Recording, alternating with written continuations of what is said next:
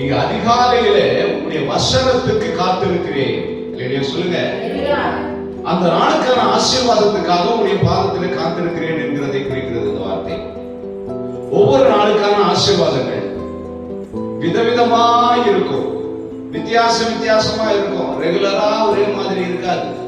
கர்த்தருடைய வழிநடத்துதல் வேற மாதிரி இருக்கும். ஏன்னு சொன்னா நம்முடைய தேவைகள் வேற மாதிரி இருக்கும். டெய்லி ஆண்டவரே எனக்கு சாப்பாடு 3 வேளை கிடைச்சா போதும்னு மட்டும் ஜெபம் பண்ணா போதுமா? மற்ற காரியங்கள் நிறைய இருக்குது இல்லையா? நமக்கு நம்முடைய தேவைகள் நிறைய இருக்குது இல்லையா? நம்ம போக வேண்டிய இடங்கள் நிறைய வித்தியாசமான இடமா இருக்குது இல்லையா? நம்ம சந்திக்க வேண்டிய பிரச்சனைகள் வேறு விதமான பிரச்சனைகளா இருக்குது இல்லையா? அதனால ஆண்டவருடைய வழி நடத்துதலுக்காக, ஆண்டவருடைய பர்மிஷனுக்காக எப்படி அந்த விசிட்டர்ஸ்ல உட்கார்ந்து இருக்கிறாங்களோ அந்த மாதிரி நம்ம தேவ சமூகத்திலே உட்கார கற்றுக்கொள்ள வேண்டும்.